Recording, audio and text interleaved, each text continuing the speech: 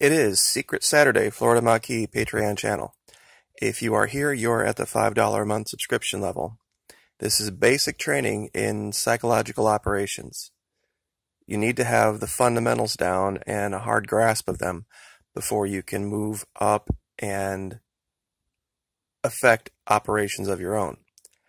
One of the greatest dangers that happens to folks in this type of training is that they fall victim to their own psychological operations.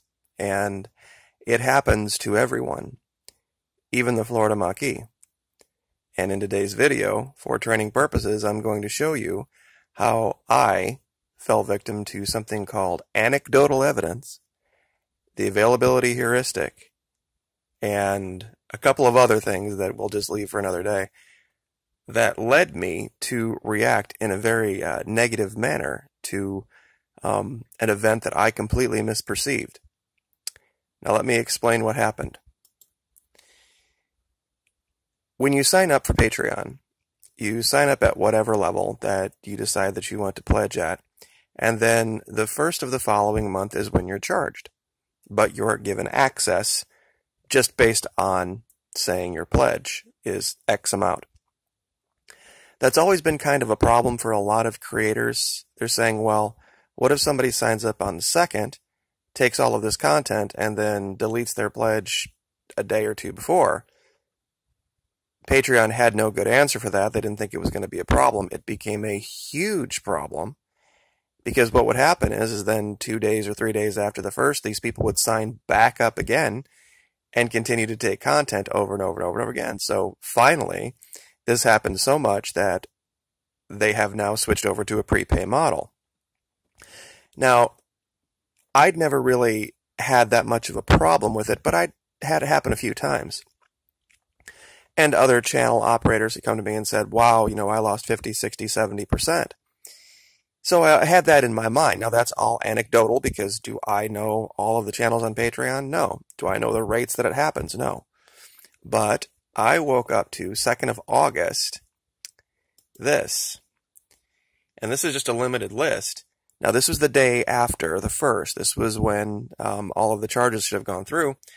And sure enough, I had 11 of, I think, 40 patrons that had showed up as having deleted their pledges. And of course, it was, a punch in the gut. And to those of you on this list here, I'm going to, of course, now say that this was something that was a bank hiccup. It had nothing to do with anyone deleting their pledges. But, of course, I reacted using the availability heuristic, taking information that was very recent or very negative or very personal. And let's see if I can find the right image here. And using it to make decisions about what reality was. And this was my fault. Because after, of course, having looked into it and having sent messages out, I did realize that for the vast majority of those people, they were either, it was a financial issue where they just didn't have the money, which is perfectly fine. Or it was something where the channel wasn't what they thought it was, also perfectly fine. But for the rest of them, the vast majority of them, it was something where their bank had come and said this looked like fraud, so we denied the charge. When it came back denied, that's how Patreon reacts, by deleting your pledge and kicking you off. And of course, I had to go back in and manually put everybody back in. But this just shows that this can happen to anyone based on very recent or very frequent, extreme, vivid, or negative information. So, this was a great exercise to show that what I'm training is a reality. Here's a great example as well of the availability heuristic. Somebody fearing being in a plane, and then, of course, texting the reason for that fear while they're driving. And then back here, this was the other thing, correlation versus causation. 100% of people who breathe die. Fact. 100% of people who don't breathe die.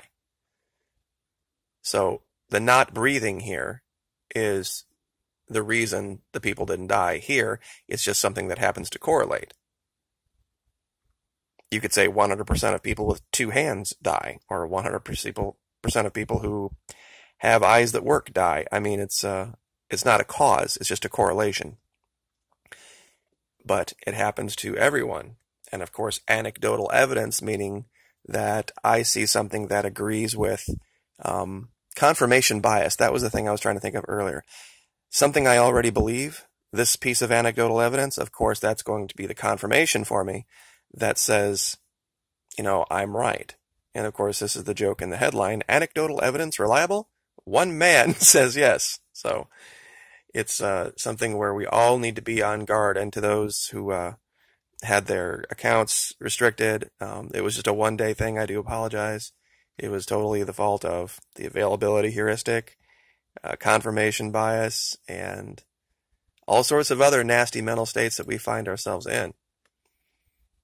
And here's another great example of this, that you can take something that shows how, and the media loves to do this, because they always believe there's positive and negative for everything, and there is, but just because one can't find certain negative evidence doesn't mean that there's a conspiracy. And this is classic in especially the issue with Venezuela, because they love to come out and say it was mismanagement, it's corruption and socialism and all this kind of stuff, and they're using all of these techniques on the American people with this psyop about Venezuela. Well, of course, with nobody asking the question, well, haven't they always been socialist, or isn't there corruption in virtually all of the governments in South America? And mismanagement? I mean, but it works. It absolutely works. That's why they go back to the well over and over and over again. It's also why we train this here, so that people can wake up and understand. And when they read it, and they read the articles, in fact, if you want to go to the articles on my YouTube channel video today, the one that talks about the sea creature, for the first 7 minutes of that video, we actually talk about an issue in Venezuela. You can see it in the article, especially the one from Forbes, that uses all of these techniques to lead people to believe something that isn't true.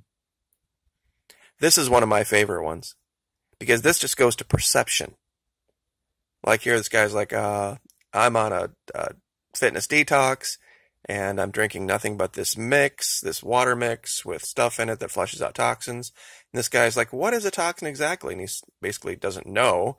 He says they're just bad for you. And then he says worse than foul humors, which was a term used by 16th, 17th century doctors. And they had all sorts of crazy things like bleeding people out and all this but he doesn't realize he's talking to somebody with a completely different view of the world.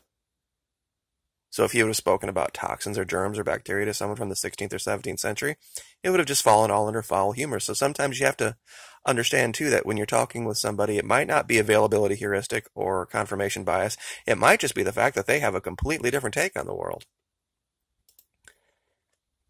So there are all sorts of great cartoons that have illustrated this over and over again, and you can find this to remind yourself if you ever need to. If you want to find a humorous way of showing this to people and showing your friends that psychological operations are real, understanding the psychological states that we find ourselves in can lead us to believe things that aren't true. They're everywhere. Calvin and Hobbes is an excellent source of this. I know that sounds strange because most people just understand him as the kid that's peeing on something in somebody's rearview mirror or window or whatever. But in the actual Calvin and Hobbes, it was a play on a guy that was one was a thinker and one was a painter. And so that they are represented in a young boy and his stuffed tiger kind of show the argument between the two. So, and of course, there are no shortage of examples of anecdotal evidence with our current leadership as well. So don't think for 1 minute that just because I train on this that I'm not a human being and I don't fall victim to it at times. It's a tough thing, but you have to admit it. That's the tough part. That when you realize that you've been victim of something, that you have to be able to recognize it, identify it, and remove it, and then start over. And I think that's hard for a lot of people.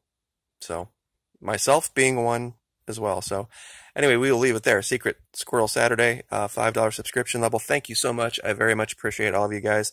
Like, share, subscribe, and we will see you next time. Thank you.